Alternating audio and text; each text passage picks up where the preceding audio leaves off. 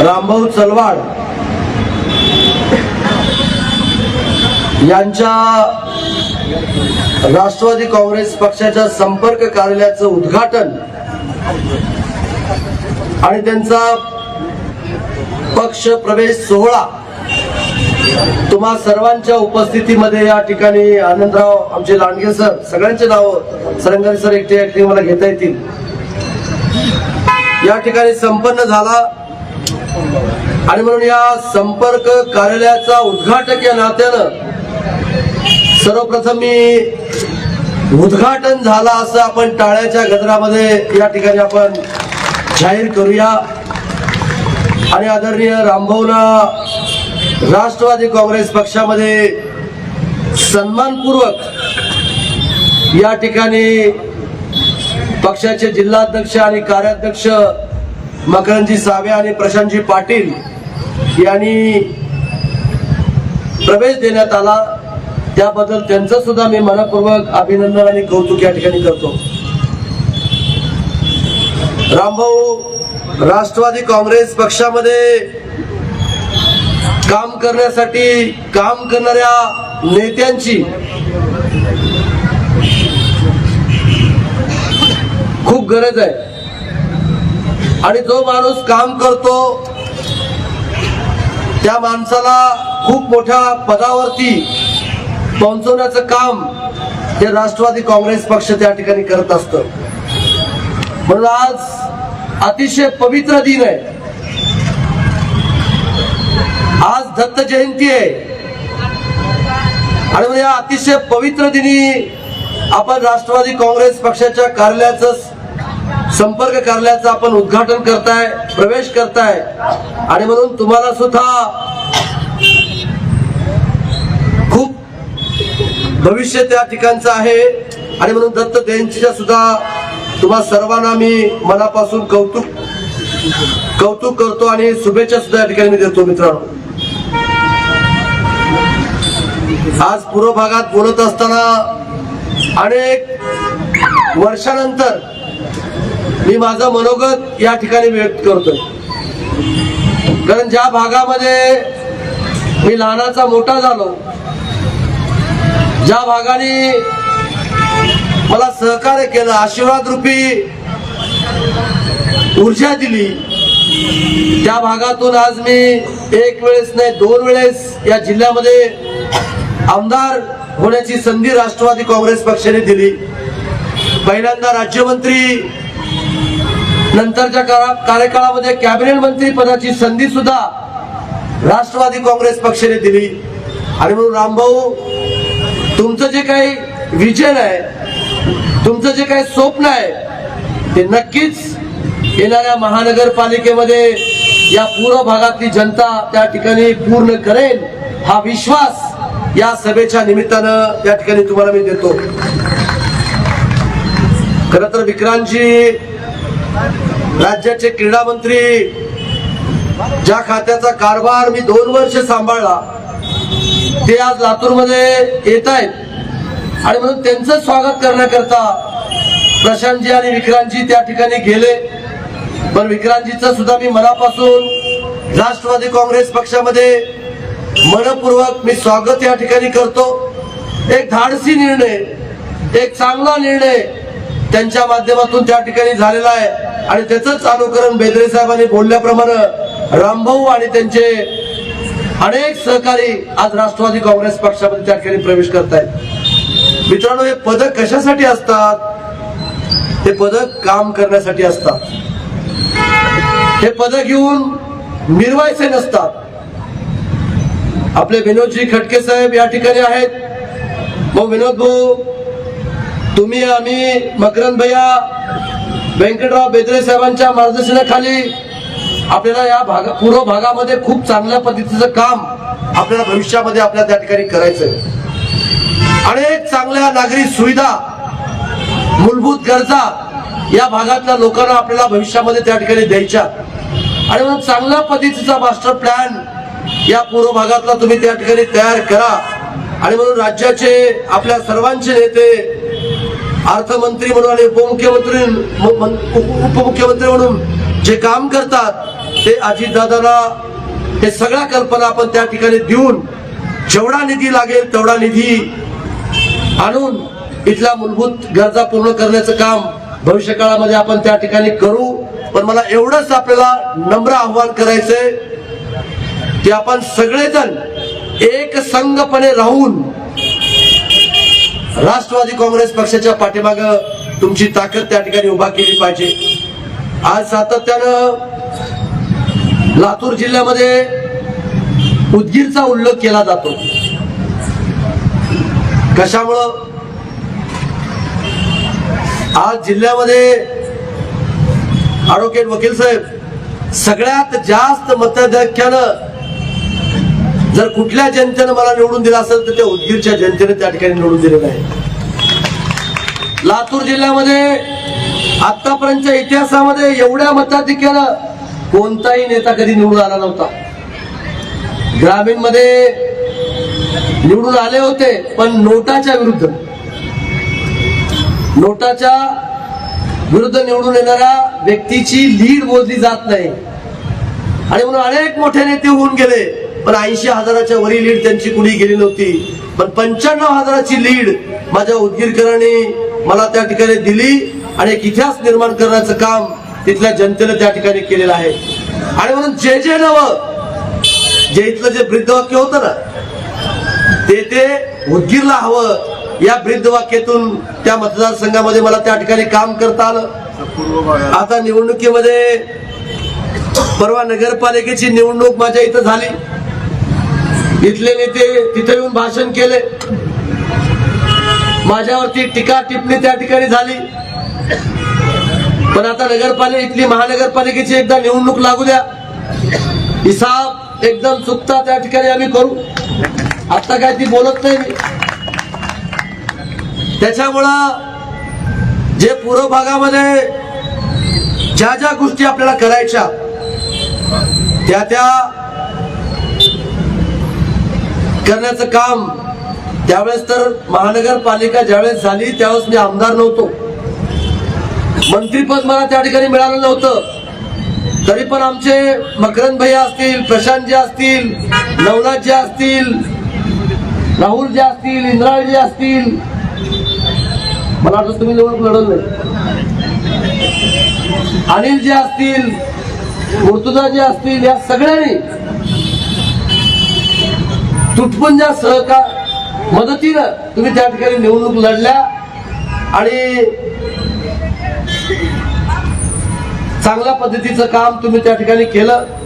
आता तर आपल्या जिल्ह्याला महाराष्ट्रामधलं 4थ्या नंबरचं मंत्रीपद आपल्याला त्या ठिकाणी मिळाले. आपले नेते बाबासाहेब पाटील साहेबांना सहकार मंत्रीपद त्या ठिकाणी मिळालेलं आहे आणि मलाही मागच्या काळामध्ये अतिशय महत्वाचे खाती त्या ठिकाणी मिळालेले होते. आणि म्हणून त्या माध्यमातून आपण अनेक लोकांना मदत करण्याचं, सहकार्य करण्याचं काम त्या ठिकाणी झालेलं आहे. आणि म्हणून जनता सुद्धा पाहती हे लोक काम करणारे आहेत का, आम्हाला मदत करणारे आहेत का, भविष्यात आमच्या सोबत राहतील का, हे सुद्धा बघण्याचं काम त्या ठिकाणी करत असते. आणि म्हणून मी आणि बाबासाहेब पाटील साहेब या महानगरपालिकेच्या निवडणुकामध्ये मकरंद भैया जसं मी 17 दिवस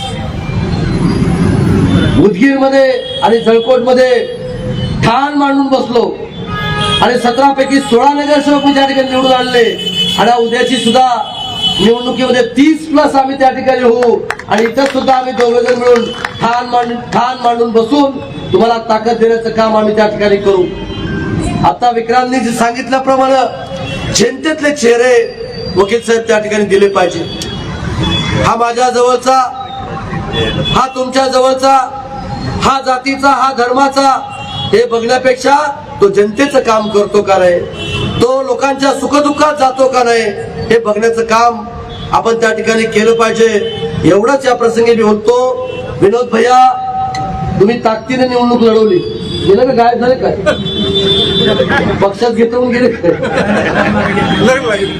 लग्नाला गेले, त्यांची बी वारी आहे, काळजी करू नका मला. आणि विनोदजीने सुद्धा चांगल्या पद्धतीनं या भागामध्ये निवडणूक लढवली.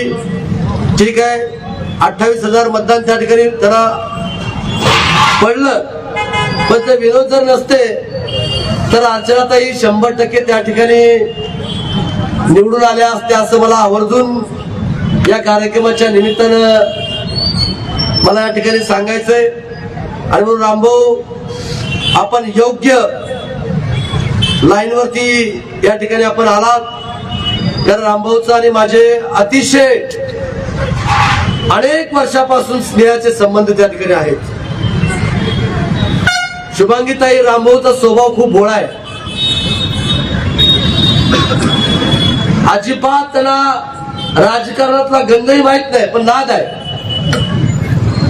एवढा मोठा व्यवसाय माझ्या भाचीच्या नावानं दीक्षा महिला नागरी पतसंस्था त्यांनी उभा केली आणि संबंध या पूर्व भागामध्ये असेल, दक्षिण उत्तर भागामध्ये असेल, अनेक सभासद करण्याचं काम त्यांच्या माध्यमातून त्या ठिकाणी झालेलं आहे. आणि म्हणून माझ्या सुद्धा ताईचा पायगुण रामभाऊ तुम्हाला खूप शुभ आहे, कारण आम्ही दोघे एकाच गावचे आहोत. आणि म्हणून जे जे ताई सांगतील त्या पद्धतीनं या भागामध्ये त्या ठिकाणी होईल. आणि दीक्षा नाव कुणाचं आहे? माझ्या उदगीर मधल्या भाचीचं आहे आणि ती सुद्धा शुभ आहे. आणि तिथला सगळा कारभार माझ्या निवडणुकीतला असेल, माझ्या ऑफिसचा असेल किंवा माझा प्रशासनातला कारभार यांचे जावई चालवतात. अनिरुद्ध गुर्डे, त्यांना आम्ही प्रेमाने काय बोलतो? हा, भट्टू. बरोबर आहे का दीदी? भट्टू तो सुद्धा एवढा प्रेमळ आहे. आताच्या निवडणुकीत सुद्धा त्यांनी ज्याला ज्याला तिकीट सांगितलं त्याला त्याला तिकीट त्या ठिकाणी दिले आम्ही. आणि खूप चांगल्या पद्धतीचं काम भट्टूच्या माध्यमातून त्या ठिकाणी झालेलं आहे. म्हणून रामभाऊ, आता काळजी करू नका. तुमच्या सोबत अनेक मान्यवर त्या ठिकाणी असणार आहेत, पण डेअरिंगनं काम करायचं, मागं हटायचं नाही. मला अनेक लोक या विधानसभेमध्ये आदरणीय आमचे मामा या ठिकाणी बसलेत. ज्या मामाने आम्हाला लहानाचं मोठं केलं, त्यांना स्वप्नात सुद्धा कधी वाटलं नाही की संजय बनसोडे या राज्याचा कॅबिनेट मंत्री होईल. कारण आम्ही जिल्हा परिषद शाळेत शिकलो, त्या शाळेमध्ये मामाचा अनेक वेळेस आम्ही मार खाल्लाय.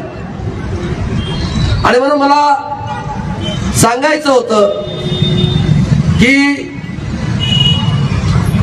उदगीरमध्ये ज्यावेळेस मी दुसरी निवडणूक लढलो, अनेक लोक मला सांगत होते की भाऊ, तुम्ही घरात जरी झोपलात तरी तुम्ही 50,000च्या लीडनं त्या ठिकाणी निवडून येणार आहात.